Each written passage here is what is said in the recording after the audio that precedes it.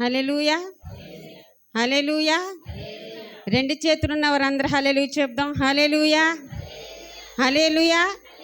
ఇంకా చాలా మట్టుకు పైకి లేవట్లేదండి చేతులు. ఉపవాసం ఉండి వచ్చి ఉంటారు బహుశా అనుకుంటున్నాను ఈవేళ. హల్లెలూయా, హల్లెలూయా. మీకందరికీ నా హృదయపూర్వక వందనాలు చెల్లించుకుంటూ ఉన్నానండి. ఈ సమయం ఇచ్చిన పాస్టర్ గారికి, పాస్టర్ గారికి కూడా వందనాలు, సంఘ పెద్దలకు కూడా వందనాలు, కూడి ఉన్న సంఘస్థులకి, ఎవరి బిడ్డలకి నా కృతజ్ఞత స్తోత్రాలు చెల్లించుకుంటూ ఉన్నాము. అలాగే ఈ యొక్క పునరుద్ధాన దినాన పరిశుద్ధాత్మ దేవుడు మన కొరకై ఏ వాక్యాన్ని అయితే దయతో ఎవరూ మాట్లాడొద్దండి,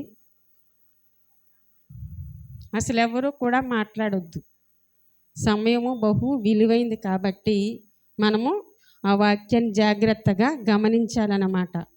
ఈ దినం వాక్యం చూస్తే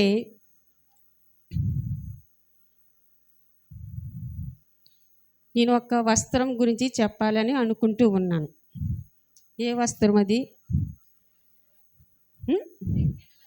పెండ్లి వస్త్రం గురించి చెప్పాలని అనుకుంటూ ఉన్నాను అన్నమాట. హల్లెలూయా, హల్లెలూయా. ఇంకా ఎక్కడో మాటలు వస్తూ ఉన్నాయి.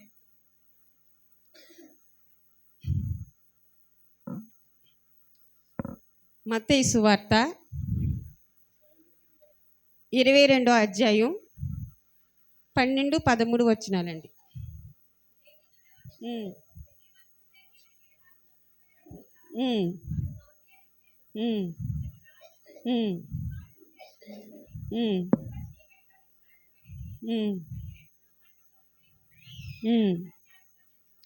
చాలండి. మహాగణుడా, నీకు లెక్కలేని స్తుతులు స్తోత్రాలు చెల్లించుకుంటూ ఉన్నాము ప్రభువా. నాయన యొక్క పునరుద్ధాన దినములు నా ప్రభువా, నీ సన్నిధిలో నిలబడటానికి నాకు శక్తిని కృపను దయచేయమని అడుగుచు ఉన్నాము ప్రభువా.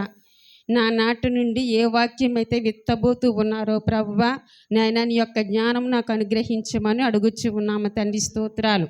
బిడ్డలకి అర్థమైన రీతిలో నేను మాట్లాడడానికి నాకు శక్తిని దయచేయమని అడుగుచు ఉన్నాము తండ్రి. బిడ్డలందరినీ నీ ప్రభువా నీ స్వాధీనంలో ఉంచుకోమని అడుగుతూ ఉన్నాను. ఈ యొక్క చిన్న ప్రార్థన నీ పాస్ని చేర్చుకుని ప్రతిఫలం దయచేస్తారని యేసు పేరట అడుగుచున్నాను తండ్రి. మరొకరు గట్టిగా చదవండి.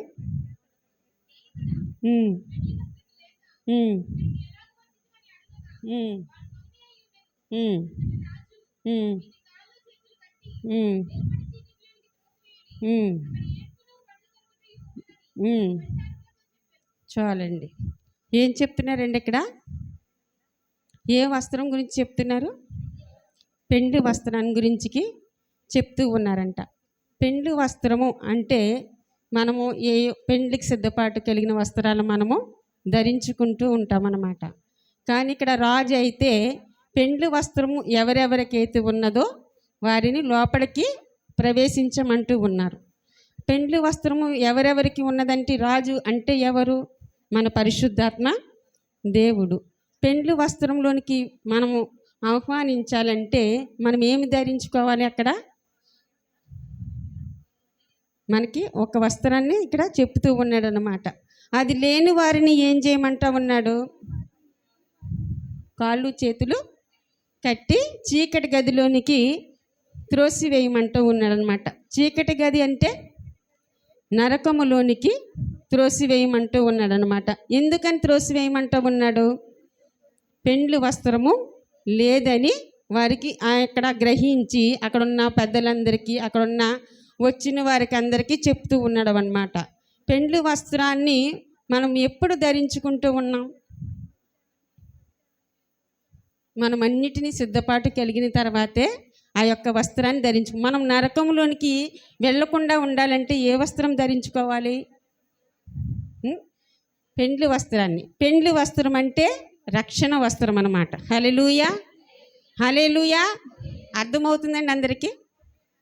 ఇంకా చాలామంది ఏంటో మాట్లాడుకుంటూ ఉన్నారు, అర్థమవట్లేదేమో అని అనుకుంటూ ఉన్నానన్నమాట. కానీ చాలామంది ఏం చేస్తూ ఉంటారంటే పెండ్లి వస్త్రాన్ని చాలా దూరంగా ఉంచుతూ ఉంటారన్నమాట. యెషయా 61:10 చూస్తే ఒక్కసారి చదవండి ఆ వాక్యాన్ని. ఉమ్, ఉమ్, ఉమ్, ఉమ్, ఉమ్, ఉమ్, ఉమ్, ఉమ్, ఉమ్, ఉమ్, ఉమ్. చాలండి. హల్లెలూయా, హల్లెలూయా. ఇక్కడ రక్షణ, ఇక్కడ యెషయా 61:10 చూస్తే ఏ వస్త్రం కనబడుతుంది ఇక్కడ? రక్షణ వస్త్రము కనబడుతుంది. ఇంకొకటి నీతి కనబడుతూ ఉన్నదన్నమాట. కానీ వాక్యంలో, బైబిల్లో ఉన్న కొన్ని వస్త్రాల గురించి ఈరోజు ధ్యానించుకొనినప్పుడు, చాలామంది వస్త్రాలంటే మనం ఇప్పుడు క్రిస్మస్ వచ్చిందంటే మార్కెట్లోకి వెళ్ళిపోతూ ఉంటాం కదా, ఎక్కడ డిస్కౌంట్ తక్కువగా ఉంటుందో, లేకపోతే ఒకటికి రెండు చీరలు ఇస్తామంటే మనం ముందుగా వెళ్ళిపోతూ ఉంటాం అన్నమాట. ఎక్కడికి? అవును కదా, అవునా కదా?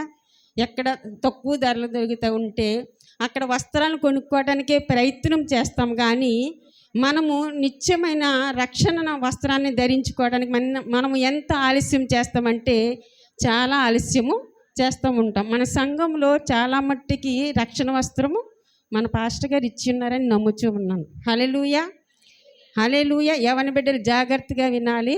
ఇంకా చాలామంది రక్షణ వస్త్రం లేని వారు చెయ్యి ఒక్కసారి పైకెత్తండి, ఏమనుకోకపోతే. రక్షణ వస్త్రము ధరించలేని వారు, మిమ్మల్ని సిగ్గు చేయాలని కాదు, కానీ నేను ఒక్కసారి తెలుసుకోవడానికి ప్రయత్నం చేస్తూ ఉన్నాం. యవన బిడ్డలు అందరూ తీసుకున్నారండి రక్షణ? చెయ్యి పైకి ఎత్తమన్నాను, కానీ మీరు చాలామంది దాస్తూ ఉన్నారు కదండి. మనుషులను కప్పిపుచ్చిన దేవుని మాత్రం మీరు కప్పిపుచ్చలేరు. ఎందుకంటే రక్షణ వస్త్రము చాలా ప్రాధాన్యమైనది. దేవుడు ఎందుకు ఆలస్యం చేస్తూ ఉన్నాడంటే, ఎందుకు ఆలస్యం చేస్తున్నాడు? ఇంకా నా బిడ్డ కనికిరము చూపుతుంది నా పట్ల, రక్షణ వస్త్రము ధరించుకుంటుంది అనేసి మన కోసం దేవుడు ఆలస్యం చేస్తూ ఉన్నాడు. అది మనము గమనించుకోవడం లేదు. ఎందుకనగా మనము రక్షణ వస్త్రము ధరించుకుంటేనే నిత్య రాజ్యములోనికి మనకి చోటు దొరుకుతూ ఉన్నదని సంగతిని మీరు గమనించగలరు. అంతేకాని మనం ఎన్నో డిస్కౌంట్లు పెట్టేసి వస్త్రాలను ధరించుకోవాలని ఆ ప్రయత్నం ఉండొద్దు. కానీ యవన బిడలగా సంఘానికి సంఘ బిడలు ఎవరైతే ఇంకా రక్షణ వస్త్రము ధరించుకోలేదో ప్రతి ఒక్కరిను కూడా ఆ యొక్క రక్షణ వస్త్రము ధరించుకోవాలనేసి అనుకుంటూ ఉన్నాం. ఏదైనా ఒక ప్రోగ్రాం జరిగినప్పుడు ఒక యూనిఫామ్ అనేది పెడతా ఉంటారు, అవునా కదండి? యూనిఫారం పెట్టినప్పుడు ఒకరు అందరికీ బ్లాక్ డ్రెస్ పెట్టి ఒకరు రెడ్ డ్రెస్ వేసుకుని వెళ్ళారనుకో, అక్కడ మనకి అనుమతిస్తారా? మనల్ని ప్రవేశపెడతారా? అందులోకి పెడతారా? పెట్టరు. ఎందుకంటే అది యొక్క యూనిఫామ్గా ఉంటుంది కాబట్టి. అలాగే ఈ యొక్క రక్షణ వస్త్రాన్ని కూడా మనం ధరించుకుంటే మనం దేవుడు వచ్చే రాకడలో మనం ఎలాగుంటామో, మనం ఎత్తబడే గుంపులో ఉంటాం. ఆ వస్త్రం ఉంటేనే మనకి టికెట్ అనేది ఉంటుంది పైకి, అంతే కదా. ఒక మాటలో చెప్పాలంటే ఆ రక్షణ వస్త్రం కనుక లేకపోతే మనం ఎక్కడ ఉన్నవారము అక్కడే ఉంటాం. హల్లెలూయా, హల్లెలూయా, హల్లెలూయా. తర్వాత చూస్తే ఆదియందు దేవుడు ఆదాముకి అవ్వకి ఏం ధరింపచేశాడు? అక్కడ చర్మపు వస్త్రాలను ధరింపచేసి ఉన్నాడు అనమాట. ఏ వస్త్రాలను ధరింపచేసి ఉన్నాడండి? చర్మపు వస్త్రాలు. అది ఎలాగా? వారు ఆదియందు పాపము చేయలేని వారు గనక వారు ఎటువంటి అవిధేయతలు లేకుండా బ్రతికి ఉన్నారు కాబట్టి వారు చర్మపు వస్త్రాన్ని అక్కడ ధరింపచేసి ఉన్నాడు. ఎవరు ధరింపచేసి ఉన్నారు? దేవుడని యెహోవా వారికి కానీ వారు పాపము తెలుసుకున్న తర్వాత ఆ చర్మపు వస్త్రాన్ని దేవుడు ఏం చేశాడండి? ఏం చేశాడు? తీసివేసి ఉన్నాడు అన్నమాట. అందు గురించి ఏం చెప్తున్నాడంటే దేవుని మహిమను వారు దిగంబరులుగా చేసి ఉన్నాడు. ఎలా చేసి ఉన్నాడండి? ఎందుకంటే దేవుడి మాటను వారు త్రోసిపుచ్చినందుకు. ప్రకటన 13:17 వాక్యం చూస్తే,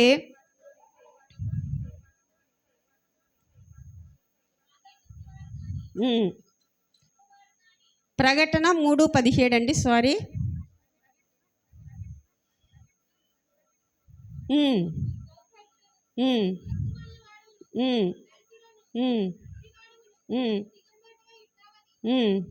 ఉమ్, ఉమ్, ఉమ్, ఉమ్, ఉమ్, ఉమ్, ఉమ్, ఉమ్, ఉమ్, ఉమ్, ఉమ్. చాలండి. హల్లెలూయా. హల్లెలూయా. ఇక్కడ ప్రకటనలో ఏ వస్త్రం కనపడుతుందండి? తెల్లని వస్త్రాలు కనపడుతూ ఉన్నాయి. ఏమని చెప్తూ ఉన్నాడు అక్కడ? నీ దౌర్భాగ్యుడును, దిక్కిమాలిన వాడును, దరిద్రుడవును, గుడ్డివాడును, ధనవృద్ధి చేసుకుని ఉన్నానని నీకేమియో కొదువు లేదని చెప్తూ, ఏ వస్త్రం చెప్తుంది? ఏ వస్త్రానికి విధేయత ఇచ్చి ఉన్నాడు ఇక్కడ? తెల్లని వస్త్రానికి విధేయత ఇచ్చి ఉన్నాడు అనమాట. ఎందుకనగా ఇలా చెప్తూ ఉన్నానంటే, ఈ వస్త్రము, తెల్లని వస్త్రం అన్నా రక్షణ వస్త్రం అన్నా ఒకటే వస్త్రం అన్నమాట. రక్షణ వస్త్రము తెల్లని వస్త్రానికి స్వాదీర్ష్యము కలిగి ఉన్నదన్నమాట. హల్లెలూయా. హల్లెలూయా. ఏ వస్త్రం నిషి? తెల్లని వస్త్రాన్ని ఎవరికి ధరింపచేసి ఉన్నాడు ఇక్కడ? తెల్లని వస్త్రాన్ని మన దేవుడైన యెహోవా అక్కడ దయచేసి ఉన్నాడు అనమాట. రక్షణ వస్త్రానికి ముందుగా తెల్లని వస్త్రాన్ని కూడా ధరింపచేసి ఉన్నాడు ప్రకటనలో. అలాగే యెషయా 64 ఏం చెప్తూ ఉన్నదంటే ఒకసారి చూడండి. 64:6లో మా నీతి క్రియలన్నీ మురుకు గుడ్డలై ఉన్నవి అనేసి చెప్పుతున్నది. దేవుని నీతి ఎదుట మనం అవి ఆ నీతి ఎలాగున్నాయంటే మురుకు గుడ్డల వలె ఆయనమాట. ఎలా కనిపిస్తున్నాయి? మన నీతి దేవుని ఎదుట ఎలాగున్నదండి? మురికి గుడ్డల వలె ఉంటుంది. మురుకు గుడ్డలు ఎక్కడ కనిపిస్తూ ఉంటాయి మనకి? వంట గదుల్లో కనిపిస్తూ ఉంటాయి. లేదంటే ఏదైనా ఒక ఎగ్జిబిషన్కి వెళ్ళామనుకోండి, ఒక తల్లగాళ్ళు లాంటివి అవి కనపడుతూ ఉంటాయి కదండి. 2 చెప్పున మనకి ఇంకా డిస్కౌంట్లు ఇస్తూ ఉంటే 5 చెప్పున 6 చెప్పున మనము కొనేసుకుని వచ్చేస్తూ ఉంటాం. కొన్ని దినాల తర్వాత అవి ఎత్తు పల్లాలుగా కనపడుతూ ఉంటాయి. అది ఇప్పి కరెక్ట్గా కూడా మనం చూసేటప్పటికి ఆ లోపల ఎప్పుడో మురుగుపోయిన గుడ్డలో కుడతా ఉంటారు. అంతే కదా. మనం చేసే పనులన్నీ ఎలా ఉంటాయంటే, అమ్ముకునేవాడు ఏదో ఒక వస్త్రాన్ని పెట్టేసి కుట్టేస్తూ ఉంటాడు. అది అక్కడ చూసినప్పుడు అది మురుకు గుడ్డలాగా ఉంటుంది. కానీ దేవుని ఎదుట మన క్రియలు ఎలాగున్నాయంటే మురుకు గుడ్డల వలె ఉంటూ ఉన్నాయి. ఎందుకని? మనలో సరైన రక్షణ వస్త్రము లేనందున ఇలాంటి గుడ్డలన్నీ మనకి కనబడుతూ ఉంటాయి అన్నమాట. యోబు చూడండి, యోబుకి ఎన్నో కష్టాలు వచ్చినాయి. అవునా కదా? దేవుడు ఆయన వాటన్నిటిని తట్టుకున్నాడా లేదా? తట్టుకున్నాడు కదండి. యోబుకు వచ్చిన శ్రమలు, కష్టాలు, నష్టాలు, లాభాలు ఎన్నో పోగొట్టుకున్నాడు. అవునా కదా? హల్లెలూయా. హల్లెలూయా. కానీ ఆస్తిని పోగొట్టుకున్నాడు, బిడ్డలను పోగొట్టుకున్నాడు, సమస్తాన్ని పోగొట్టుకున్నాడు. కానీ దేవుడు తనని ఎంత పోగొట్టుకున్నాడో, ఎంత విస్తారమైన ఆస్తిని అతనికి దయచేసి ఉన్నాడు అనమాట. ఎవరికండి? భక్తుడైన యోబుకి ధరింపజేసి ఉన్నాడు. నీతి వాక్యం గురించికి ఈ మురికి గుడ్డల నీతిని మనము ఎంత అసహించుకుంటున్నామో, దేవుడైన యెహోవా కూడా మన ఎడల మురుకు గుడ్డలాగా ఉంటే దేవుడు కూడా మనల్ని కూడా అసహించుకుంటూ ఉంటాడు. ప్రభు ఉపమాన రీతిలో పరిచర్య గురించి, సుంకర గురించికి చెప్పినప్పుడు దేవుడు ఎవరి ప్రార్థన ఆలకించాడు? అక్కడ సుంకరి ప్రార్థన ఆలకించాడు. ఎందుకు? ఆయన నీతిని గమనించాడు, ఆయన చేసిన క్రియలని గమనించాడు. దేవుడు తగ్గించుకున్న మనసును అక్కడ సుంకరికి ఇచ్చాడు. పరిచర్యుడైతే హెచ్చించుకున్నాడు, తనకు తానే గర్వముగా ఉంచుకున్నాడు అనమాట. అందు గురించి మనం ఎప్పుడు కూడా హెచ్చించుకోవడానికి ప్రయత్నం చేయకూడదు. సుంకరిలాగా మనం తగ్గించుకుంటే, మనం ఏదైతే అడుగుతూ ఉన్నామో మనము సమస్తాన్ని మనం తగ్గించుకున్నప్పుడు మనము పొందుకోగలుగుతామన్నమాట. ఈ లోకములో ఎన్నో రకాలుగా వస్త్రాలు ఉన్నప్పటికీ రక్షణ వస్త్రముతో సాటి కావు. చాలా చాలా రకాలైన వస్త్రాలు మనము ధరించుకుంటూ ఉంటాం. పెళ్ళికి వెళ్ళినప్పుడు ఎన్నో రకాలైన డబ్బులతో, విపరీతమైన డబ్బులు పెట్టి అక్కడ ఆ వస్త్రాలు మనము కొనుక్కుంటాం. కానీ పాస్టర్ గారిని అడిగినప్పుడు రక్షణ వస్త్రము ఫ్రీగా మనకి ఇచ్చేస్తూ ఉంటారు. అవునా కాదండి? అవునా కదా? మనకి రక్షణ కావాలండి పాస్టర్ గారు అని అంటే మనకు దేవుడు ఆయన్ని ఇవ్వకపోయినా, ఆయనకు ఒంట్లో బాగోకపోయినా ఉచితంగా మన పాస్టర్ గారి దగ్గర రక్షణ వస్త్రాన్ని మనము కొనుక్కుంటాం. అవునా కదండి? హల్లెలూయా, హల్లెలూయా. వెనకాల మాట్లాడుతూ ఉన్నారు, ఎందుకో తెలియటం లేదు. మనకున్న వస్త్రాలతో మనము సంతృప్తి కలిగి ఉండటము నేర్చుకోవాలి. పలానా ఆవిడ 50,000 చీర కొనుక్కున్నదండి, నాకు 1,00,000 రూపాయల చీర కొనండి అన్నవాళ్ళు కూడా ఉన్నారు. అవునా కదండి? కానీ అలాంటి గర్వాన్ని మనము పెంచుకోకూడదు. ఎందుకంటే ఉన్న దానితో సంతృప్తి కలిగి ఉండటం మన దేవుడు మనకి నేర్పించాడు, నేర్చుకోబోతూ కూడా ఉన్నామన్నమాట. అలాగే వాక్యంలో చూస్తున్నప్పుడు చాలాసార్లు అనేక విధాలుగా వాక్యాలు పాస్టర్ గారు చెప్పినప్పుడు మన పాస్టర్ గారు కూడా మనము విధేయులమై ఉండము. కావున వస్త్రాల గురించి ఎన్నోసార్లు చెప్పి ఉన్నాడు. రక్షణ వస్త్రం గురించి పాస్టర్ గారు చాలాసార్లు చెప్పి ఉన్నారు కదండి. మనము ఎందుకు ఆ రక్షణ వస్త్రాన్ని మనము త్రోసివేస్తున్నామన్నమాట. గోనెపట్ట కట్టుకోమనేసి యోనా భక్తుడి ద్వారాగా ప్రవచించాడు. అవునా కదా? నినేవా పట్టణానికి దుర్గతి కలుగుతూ ఉన్నప్పుడు అక్కడ రాజు కూడా ఏం కట్టుకున్నాడండి? గోనెపట్ట కట్టుకొని ఎన్ని దినాలు ప్రార్థించారు? 3 దినాలైనా ప్రార్థించినప్పుడు ఆ దేశాన్ని దేవుడు కాపాడగలిగి ఉన్నాడు అన్నమాట. ఎందుకు కాపాడి ఉన్నాడు?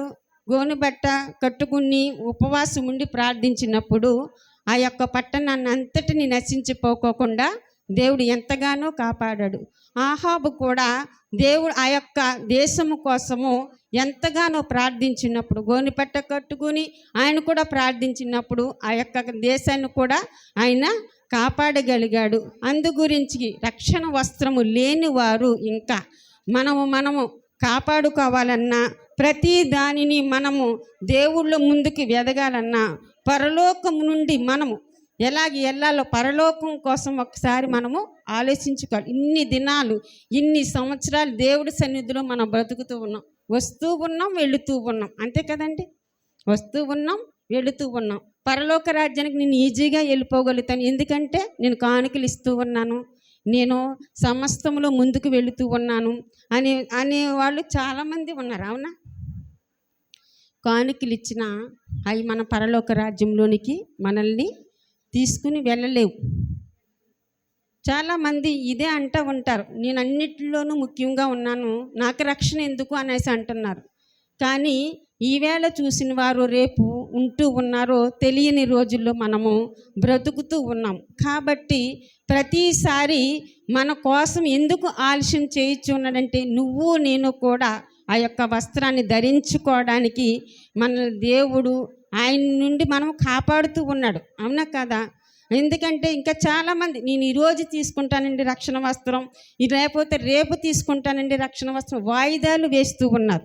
అలాంటి వాయిదాలు ఒకవేళ రక్షణ వస్త్రం తీసుకోలేదేమో, అందు గురించి నీ కుటుంబంలో కార్యాలు జరగట్లేదేమో ఒక ప్రశ్న వేసుకోవాలి మనం.